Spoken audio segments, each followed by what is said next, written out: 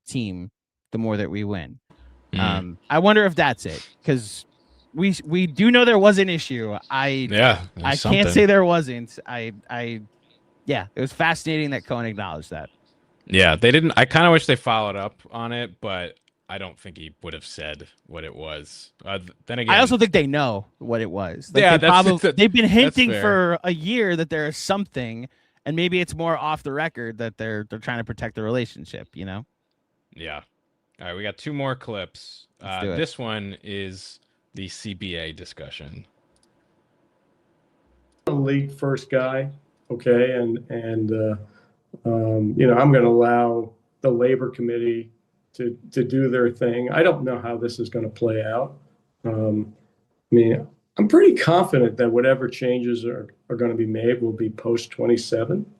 Okay, and so I think we can operate, with in the way we're operating through 27, and because I mean, I don't know when, how the CBA will go and when they come to an agreement. But it could easily come in the middle of a season, it could come before the season, it could come, maybe there's no lockout, maybe they figure it out. I don't know. But my sense is that, my belief is that, whatever changes will be made will be post 27 and won't interfere with the season.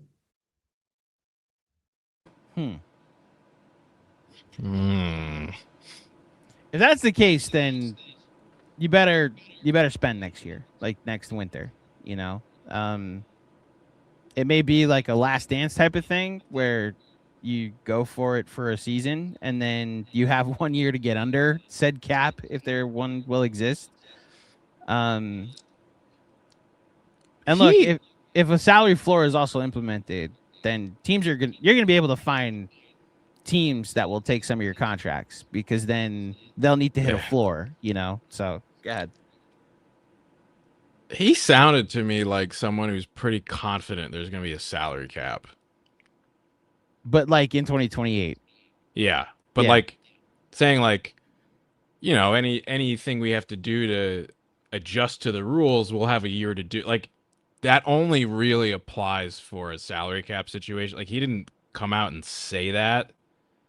But to me, that feels like the implication of him as an owner who, and Joel Sherman made a great point of it. Like Cohen wouldn't say it, but a great point of like, you shouldn't want one of these. Like you should be a mad about it. And then Cohen was just like, oh, like, it's my house, but like I live in a community, so you have to go by their rules or whatever. Like he really wasn't going to say anything against the owners or the league.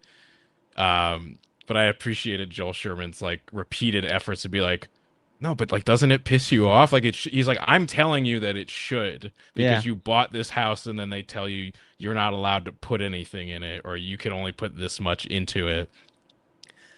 But yeah, that was my takeaway when I listened to it. It was just like, oh, like he thinks that is what's going to happen. Well, so one of the things the owners are planning for that. Sorry, one of the things he did say, to your point about in fact, you just said the end what I was hinting at. Like the owners are planning for that. I think it is like the company line amongst the owners that there will be one, because that's what the ownership side is pushing for. Yeah. So I wonder if some of that wasn't him playing along, like him playing ball. Like, yeah, of course there's going to be a salary cap, because he can't then come out as the one owner that's like, no, of course I don't want one. I want to keep spending recklessly like a drunken sailor, but I also have to be one. I can't be one of 30. I have to be one of the 30 that are in lockstep. This is the beauty of labor negotiations. I think the owners are going to hold out for a salary cap. Personally, I'm preparing myself for one, and then I'm going to have to learn another salary cap, which is very fun. Like players can't give in. I repeat, because I know I've said this. If they're actually agreeing to a floor, and we're going to have 14 teams agree to pay a number that they apparently weren't forced to pay now, I do think it evens out, as long as the floor is enforced, right? Like the Marlins won't be able to be like the darlings of the sport with a payroll $20 million more than Soto's AAV, right? They'll have to spend $150, $160 million a year going forward. And if that's the case, and you have 30 teams committing to spend that much, and whatever expansion teams come in, I do think it evens out. If that's not as enforced, like if you just have to at some point during your season do it, and it's not as enforced as it should be, then yeah, we're gonna have a problem. And I think that's what the players are gonna have to fight for. It's like, fine, cap us, but we're demanding a floor, and that's where their negotiation is gonna come to a head. I will be extremely upset if we get a salary cap in Major League Baseball. One, because I don't know, I just like that it is the last holdout of the sports, and I think you make a good point about the floor, but I do still think it's better for the players to like keep it, because once you give it up, it's gone forever, right? And I think that is something that they should try to very hard to hold on to. As a Mets fan, selfishly, you're gonna tell me that this fucking sport had no salary cap for like 150 years, yeah, and 7 years into finally getting an owner who will spend, it gets taken away, and we lose the one advantage that we didn't even take advantage of during the time that we had. Yeah, that would really grind my gears. Mine as well, to be clear. I do wonder how much of, like I said, I do wonder how much of what Cohen said was just him being one of 30. And yeah, of course there's going to be baseball because there's going to be a salary cap. That's what we've been like. If there's no baseball, it's because it's the players said they're not willing to play baseball because of what their demands are. Like, right. This is me trying to read through the negotiations, and I think that's fair for the PR'd answer, you know? Yeah. The other thing, the last thing I'll say just about the salary cap in general, and I just made it very clear, like, I don't want it in any way. No salary cap, yeah. There is one very minor benefit, I think, to it that I would enjoy. Again, I don't want it to happen. I think MLB free agency is going to be done in like 2 days now. It'll be more lit. The only positive thing I will say about it is like baseball free agencies might be kind of sick, because it'll be like, I mean, not the NBA this year, but the NBA and the NFL in most years, it's like a flurry on day 1, and then you get most of the other guys signed days 2 and 3, and very few guys make it past that, unless there's kind of like extenuating circumstances. So very minor benefit, like the only positive I would take away for me. But like I miss the years where MLB free agency was fun and exciting. We haven't had that in a long time. Well, the most fun MLB free agency I can remember is 2021 into 22, when there was a deadline right before the lockout. Yeah. So it felt like there was an urgency that just flat out never exists during an offseason. The Soto sweepstakes held up the rest of the market 2 years ago. That was fun because the Mets were in the Soto sweepstakes.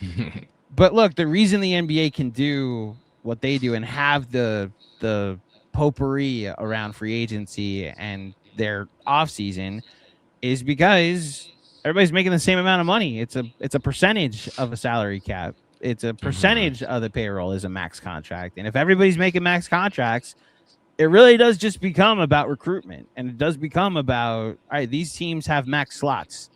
I don't know how you do that with 26-man rosters successfully, because like the NBA is very clear. You can have like 1 to 2 guys on you can have one guy make 35%, one guy make 25%, and then the rest of the roster fills in the other 40%, right? And baseball can't do that with just 2 guys. So we'll see what they eventually land on. If they look, I'm with you. I hope the players win this this bidding war, which is why and it's not this bidding war. I hope the players win this war in general, which is why I'm curious if there is baseball in 2027. Yeah. Last clip. Yeah, last one, and I think this one's a little bit longer. Basically just asked and talks about, his involvement as an owner now and going forward. Weight of responsibility on my shoulders is, because I came in, what did I say? I wanted to do something great for New York, and I'm failing. Okay. I mean, I'm failing. Okay. We're 6 years in, and I want a sustainable success. We've had moments, but just not enough of them. And that's troubling to me. And I'm not used to being in a position where, usually I like to fix things and try to figure out how to make things better.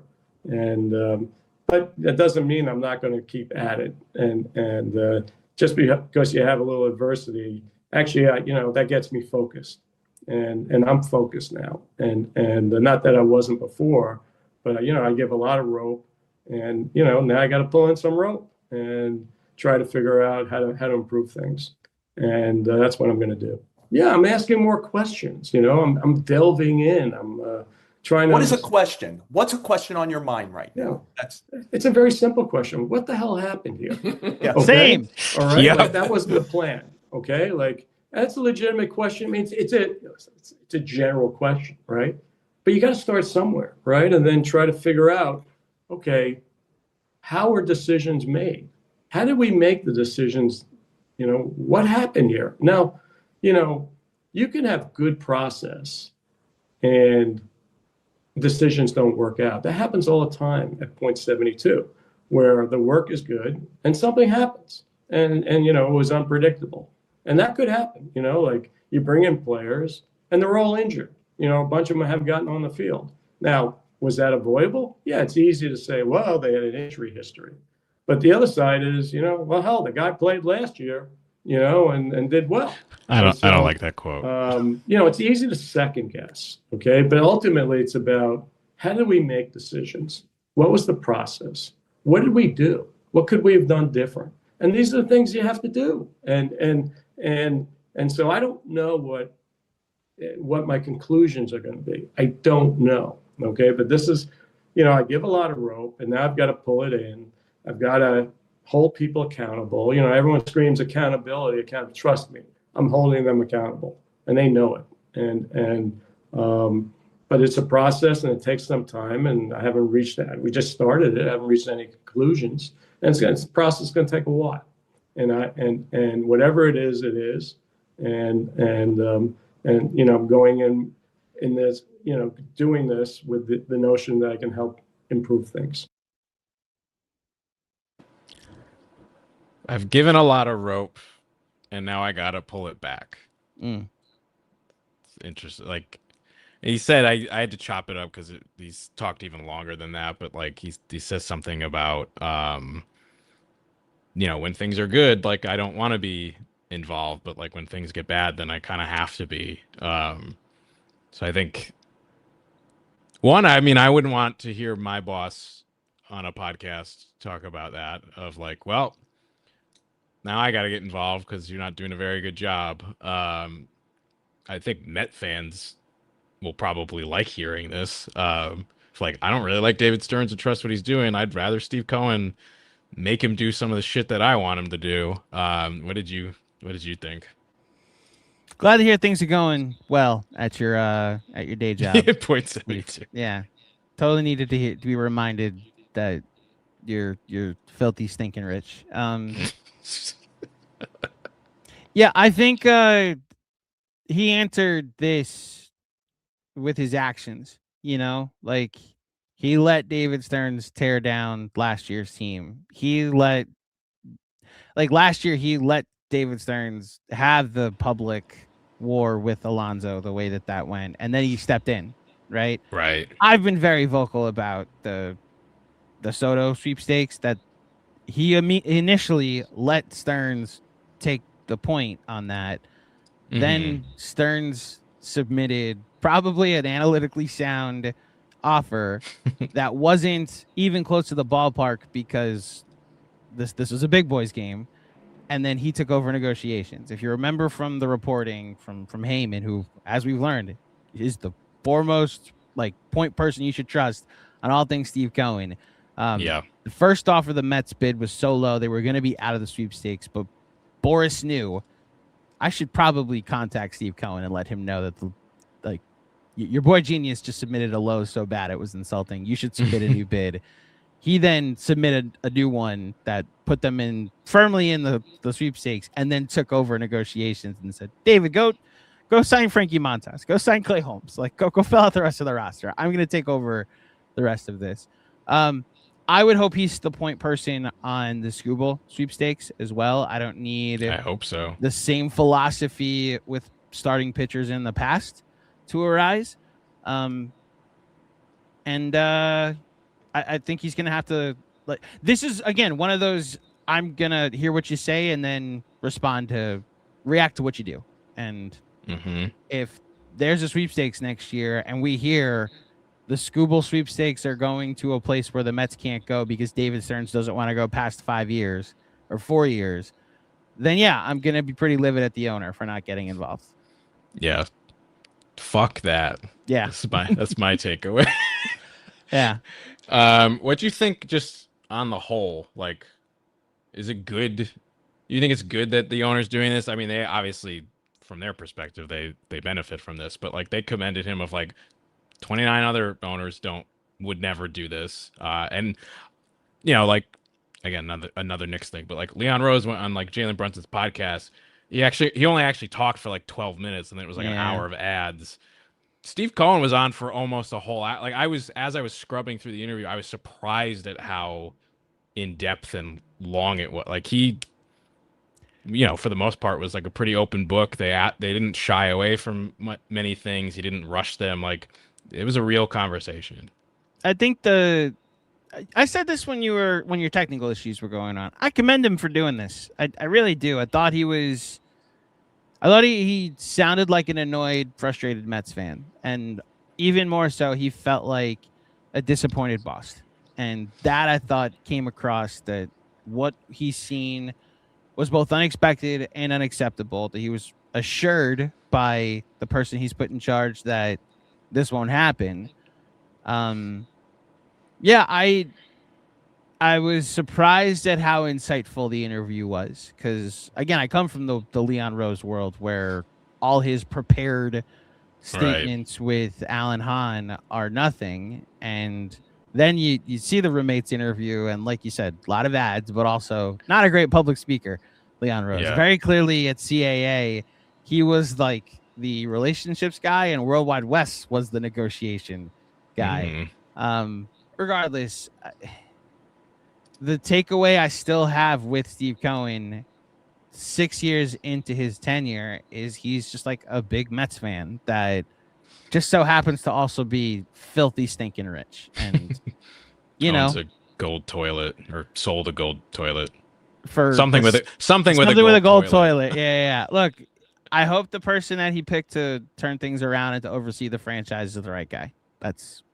You could say a lot of things, rightly so, about Steve Cohen, but the whole like Mets Twitter bit this year of like the guy only cares about his casino, like that's bullshit. Like, he cares deeply. You could argue he cares too much, but he cares deeply about the success of this team. You could see that it affects him. That was something he had said early in the interview. Is like, he's like, not only like Mets fans dying, he's like, I'm dying. It like ruins, you know, your year, that if your baseball team isn't any good. So like, I genuinely believe that like it's not for show. Like, he's not putting us on. There's a lot of stuff that, you know, any of these guys say that's like bullshit, but you can also usually sniff that out. And in this respect, I find him to be very genuine as a Mets fan. Yeah. Again, he rattled off the stat, what they are in one-run games. You only know that if you're like living and dying with all of those one-run games. So, that's all. If you want to go watch the Eric Chavez interview, maybe that's a different pod for a different time. Eric Chavez is a scorned X. I don't. Everything he says is going to be a perspective. Whereas Steve Cohen, I thought was very candid and worth listening to, in my opinion. Is this my invitation to talk about the Eric Chavez thing real quick? We don't have the clips, and I don't want to play them, and I don't want to ever watch those clips ever again. I do have to run, unfortunately. So if you want to stay Okay. on and talk about it, you can. But I actually do have to. We're an hour 15 into this, so I do have to An run, hour 15 unfortunately. into this. So if I'll you say want my to, piece, and I will sign us off then. got it. Okay, then thank you, everybody. Let's go Mets. Have a great 4th of July weekend. I'll hand things over to Rich. I'll see you Monday. See you Monday. All right, the Eric Chavez thing, and then we will get out of here. I can't believe we went this long for a show I wasn't even supposed to be on this week. But man, the Eric Chavez.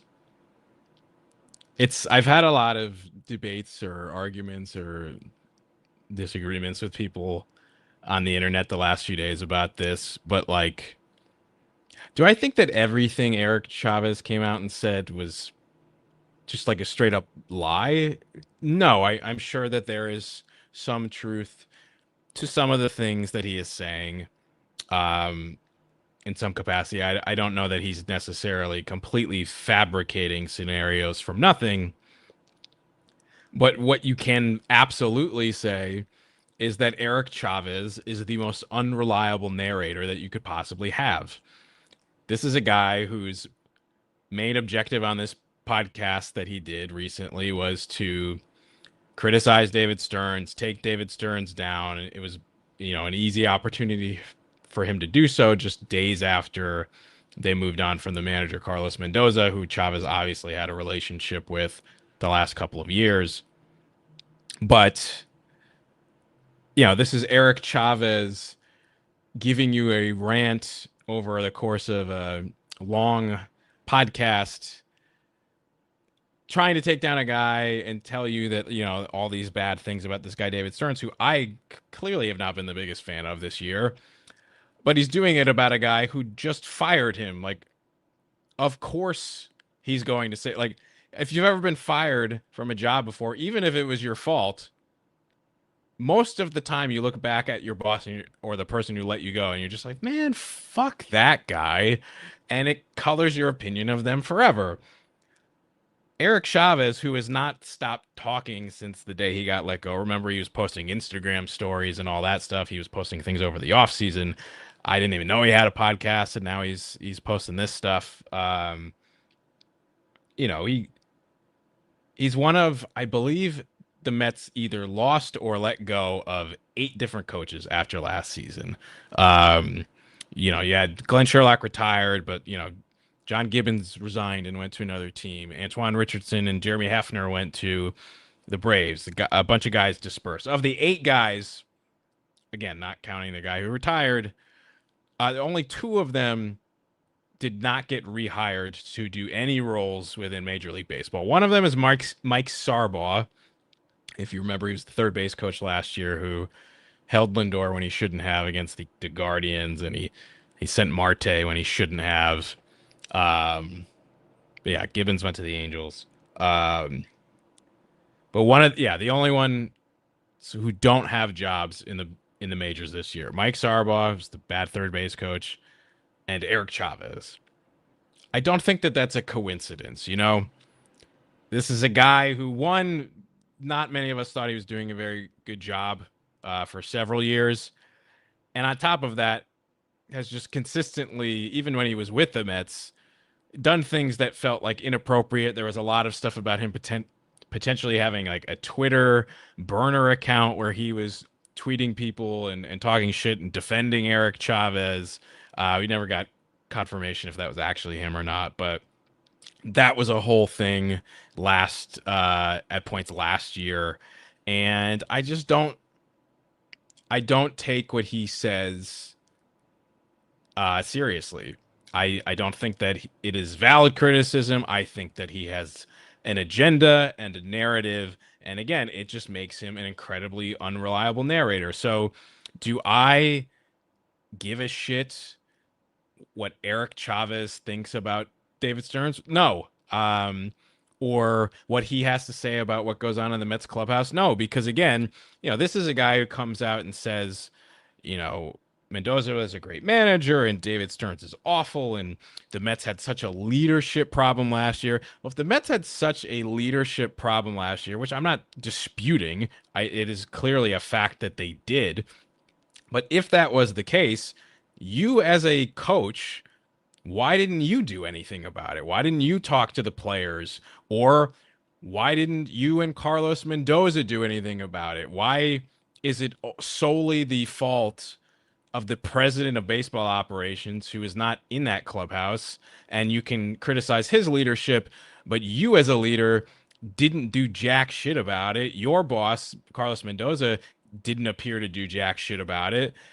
And then the one thing you have to do is a year later on your fucking podcast come out and say something about it to take down another man. That doesn't sound like leadership to me. It sounds to me is like a bunch of sour grapes. And again, I think that there's a reason that Eric Chavez is not currently a Major League Baseball coach in any capacity. And the more he talks, the less I think he will get a job, because again, it's who wants to work with a guy like this, and God knows, the things that aren't even public. So that's all I had to say about it. I have no feelings about Eric Chavez as like a human being. I don't mean to make this sound personal, but just in terms of his opinion on this, and like I'm glad he got his 5 minutes of shine this week. But this should be the last time that we reference anything that Eric Chavez said. And like I said, I'm not going to be taking this seriously at all. So that's all I got to say about that. And with that, I think that we can wrap this up. I appreciate everybody joining. Once the Cohen thing, we found out that was happening this morning, I had to get on. So, wind up getting kind of like a supersized episode of the midweek show of the Just Mets podcast. Thank you to Andrew. Thank you to all of you who have been watching and participating live, and to all of you who may be watching and listening to this in the future. If you dug this show, please, please, please like and subscribe here on YouTube. Hype the video if you're on your phone. It helps us out in the algorithm. If you're listening on a podcast feed, Spotify or Apple Podcasts, any of those apps, if you can not only subscribe, but download, give us a 5-star rating and review. Again, really helps us out as we continue to try to grow this show. Andrew and I will be back on Monday, not Sunday, because they play a 4-game wraparound series with the Braves this upcoming weekend. So we will be back on Monday evening with the next full edition of the Just Mets podcast. Until then, I'm Rich MacLeod. Thank you guys for watching. Thank you for listening. And as the immortal Gary Cohen says, we are out of here.